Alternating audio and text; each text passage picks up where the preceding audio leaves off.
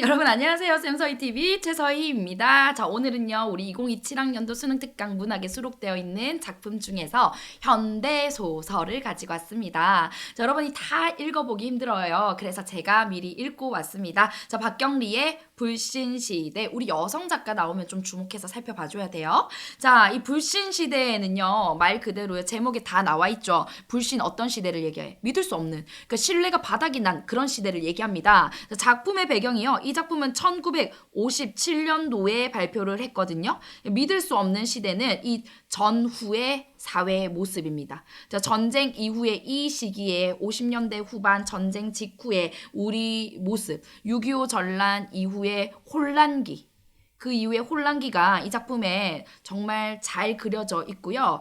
특히나 이 믿을 수 없다라는 것 안에는요, 도덕성 상실의 모습이 담겨 있다라는 거야. 정말 말 그대로 상실의 시대거든요. 근데 진영이라는 이 여성 주인공 인물이 보이는 태도가요 아주 상징적입니다. 이렇게 무너져가는 도덕성이 상실되어 있어서 주변에 그 누구도 믿을 수 없는, 종교계도 타락하고 병원도 타락하고 모두가 다 타락하고 속고 속이는 이런 세상에서 이 진영이라는 사람이 어떤 태도를 취하고 있는지, 자, 끝끝내 희망을 놓지 않고 있다라는 게 이 작품의 되게 중요한 포인트거든요. 같이 가보도록 하겠습니다. 그래서 제가요 여기에 but 무너지지 않아, 이렇게 세상은 혼탁할지라도 나를 쥐고 흔들지라도 나는 무너지지 않아 하는 그 진영이의 모습을 우리가 따라가 보도록 하겠습니다. 자, 일단 전체 줄거리를 제가 아주 맛깔나게 재미있게 필요하다면 해당 부분까지 읽어가면서 한번 정리를 해볼게요.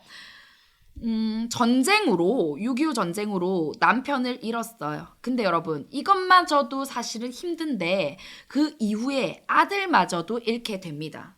자, 전쟁으로 남편을 잃었어요. 근데 아들 하나 키우면서 열심히 살아가고 있는데 그 아들마저 잃게 된 거야. 자, 우리의 주인공 진영이에요. 자, 6.25 전쟁으로 인해 남편을 잃은 진영은 하나뿐인 아들 문수인데요. 이름이, 이 문수마저도 잃어요. 근데 이 문수가요 왜 죽냐면 쓰러졌는데 병원에 실려갔는데 그 병원에서 제대로 된 대응을 못해서 죽게 되는 거야. 그래서 엄마의 입장은 어떤 생각이 들까요? 너무나 울분이 쌓이겠죠. 자, 보세요. 문수의 죽음은 엑스레이도 찍지 않고 약도 챙겨주지 않은 의사의 무관심 때문이었다. 근데 소설에 묘사되는 부분 굉장히 저는 눈물이 났는데요. 문수가 어떻게 죽었을까를 이제 생각하는 거야. 누가요? 엄마인 진영이. 근데 병원 시스템 체계가 완전히 무너져서요. 사람들은 정말 진짜 의사가 아닌 가짜 의사들도 난무했고요. 그리고 막 약 같은 것도 용량도 속이고요. 가짜 약을 쓰고요. 뭐 그런 시대였던 거야. 그래서 아들 문수가요. 정말 양심적인 의사, 전문성을 가진 의사에게 제대로 된 약을 투여받고 치료를 받고 수술을 받았다면 살 수 있었는데도 불구하고 의사들이 되게 외면하고 관심 안 가지고, 그리고 심지어 마취 약도 제대로 투여하지 않고 뭐 그런 상황에서 아들이 죽게 됩니다. 자, 그래서 어떻게 해요? 이 아들을 기려야 되잖아. 그래도 산 사람은 살아야지. 죽은 아들이 좋은 곳에 가서 평안하게 쉬기를 이제 바라는 마음으로 이제 종교의 의지를 하려고 합니다. 자, 아들 문수의 죽음으로 진영은 이 사회에 대한 불신을 키우고 불만이 쌓이겠죠. 당연하죠. 자, 상실감을 잊기 위해서 어떻게? 종교에 매달리고자 하나. 자, 그런데 이 종교계의 모습도 만만치 않아요. 타락한 종교계는 그녀에게 분노를 안겨줄 뿐이다. 처음에는요 성당에 갑니다. 그런데 거기 갔더니 막 헌금하세요라는 게 너무나 강제적으로 보였던 거야, 이 진영의 눈에는. 그리고 나와서요 이제 그래 불교에 한번, 그래도 스님들이 이제 막 시주 받아서 생활하고 또 아들이 좋은 곳으로 갈 수 있도록 막 목탁도 두드려주고, 그래 바로 그거야 해서요 이제 불교계를 찾아가거든요. 근데 거기서 제가 한 대목을 읽어드릴게요. 진영은 이제 불교에 모시게 된 거야. 절에. 진영은 아들 문수의 사진이 놓인 영단 앞에 가서 엎드렸다. 차가운 마룻바닥에 처음으로 뜨거운 눈물이 주체할 수 없을 정도로 쏟아지는 것이었다. 문수의 손길이 생생하게 마음속에 느껴진 것이다. 문수야, 많이 먹어라. 불쌍한 내 자식아. 진영은 어머니의 목소리를 이처럼 슬프게 들은 적은 없었다. 자, 진영이 어머니를 모시고 살거든요. 그러니까 이 어머니는 자신의 손자를 잃은 게 되는 거야. 그래서 어머니도 애가 끊어지는 그런 마음으로 문수를 기리게 됩니다. 자, 어머니는 향을 꽂고 은행에서 갓 나온 빳빳한 10판짜리 20장을 영단에 놓았다. 돈도 놓쳐. 진영도 일어서서 향을 꽂았다. 그러고 돌아섰을 때 중이 목을 길게 뽑아가지고 영단에 놓인 돈을 기웃거리고 있는 모습을 보았다. 이런 모습이 이제 진영의 눈에 들어오니까 정말 너무나 속물적으로 느껴지는 거죠. 자, 그릇을 들고 온 젊은 중이 돈을 옆으로 밀어 놓으면서 시무룩하게 중얼댄다. 돈이 좀 부족하다고 느꼈나 봐요. 자, 영간, 노자가 너무 적군요. 영간은요, 영혼을 가리키는 거고요. 노자는 이제 먼 길 가는데, 저승길 가는데 쓰는 돈. 그러니까 이제 진영의 어머니가 여기 올린 10판짜리 20장을 가리키는 말인 거죠. 너무 적군요. 이 세상이나 저 세상이나 그저 돈이 있어야 동무하고 쓰고 놀다가 돌아가지 않겠어요? 사실 여기 올리는 돈은 누가 가져가는 건데? 스님들이 가져가는 거거든. 진영은 머릿속에 피가 꽉 차오는 것을 느낀다. 돈을 그렇게밖에 준비하지 못한 어머니의 인색함을 심히 저주하는 마음이었다. 젊은 중은 들고 온 그릇에다 영가 앞에 차린 음식을 조금씩 덜어놓는다. 근데 더 대박인 건 이겁니다, 여러분. 갑자기 먹음직스러운 약과를 올려놓으려고 손이 닿자 벼랑간 목탁을 치던 중이 바락 소리를 지른다. 그건 놔두구려! 돈을 적게 놨으니까 약과까지는 줄 수 없다는 거야. 젊은 중은 진영을 힐끗 보면서 총총히 바깥 시식돌에 음식을 내놓으러 간다. 진영은 기가 막혔다. 전지적 서술자 시점이고요. 이 진영의 내면 심리까지 다 보여줍니다. 처음부터 이 일은 일종의 거래였다. 하지만 이쯤 되면 너무 심하다. 감정이 폭발하지 않을 수 없었다. 진영은 양손으로 얼굴을 폭 쌌다. 울음이 터진 것이다. 누구에게도 하소연할 수 없었던 억눌린 분노를 울음 속에다가 내리 퍼부었다. 울음 속에 자기 목에 매달리던 문수의 손길이 느껴진다. 견딜 수 없는 고독함과 그리움이 치솟는 것이었다. 음식을 버리고 돌아온 젊은 중이 과일을 모으다 어머니를 돌아보았다. 이걸 가져가야지, 보자기를. 일 없소! 그만두시오! 진영은 새빨갛게 충혈된 눈으로 젊은 중을 노려보며 악을 쓴다. 여러분, 여기까지. 이게 절에서 진영이 느낀 그 절망감. 뭔가 여기서도 내 아들은 제대로 된 진심 어린 어떤 애도의 과정을 거치지 못하고 위로를 받지 못하고 그렇구나. 그러니까 여기서 사람들도 결국 돈으로 움직이는구나라는 것 알게 되는 거죠. 자, 이번에는요, 병원입니다. 여러분, 병원도 말하지 마세요. 우리 수능 특강에도 이 부분이 이제 실려 있는데요.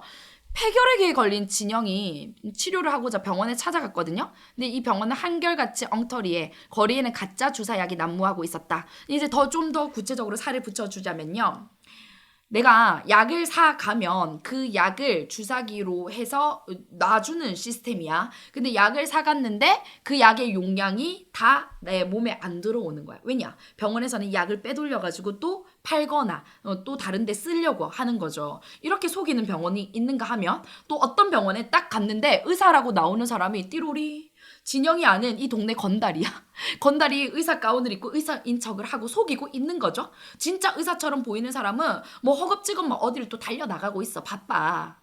이런 모습을 보면서 뭔 생각이 들겠어요. 믿을 수 없다. 불신시대다라는 거죠. 자, 그 다음 이제 네 번째. 더군다나 진영의 돈을 떼어먹은 가론동 아주머니 먼 친척입니다. 사기로 인해서 돈을 잃게 되고 자신의 고민을 진영에게 털어놓는다. 그래서 개주죠, 일종의 이 가론동 아주머니가. 근데 진영의 돈도 이자는 고사하고 원금도 겨우 갚겠다. 뭐 이렇게 얘기하면서 원금을 갚아가고 있는 그런 아주머니인데 또 종교계에서 만난 누군가 지인에 의해서 사기를 당해서 돈을 다 잃게 됩니다.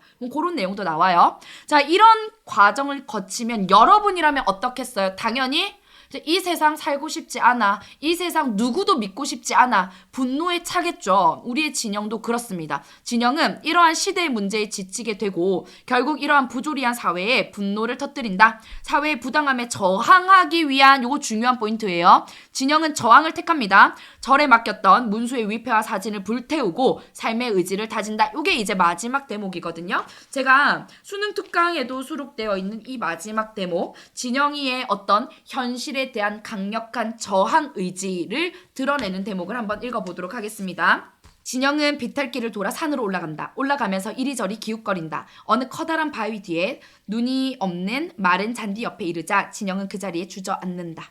그리하여 문수의 사진과 위패를 놓고 물끄러미에 한동안 내려다본다. 이 문수의 사진과 위패, 아들의 사진과 위패를요, 절에 맡기지 않는 거예요. 자기가 받아서 들고 내려옵니다. 한참 만에 진영은 호주머니 속에서 성냥을 꺼내어 사진에다가 불을 그어댄다. 사진을 불태웁니다.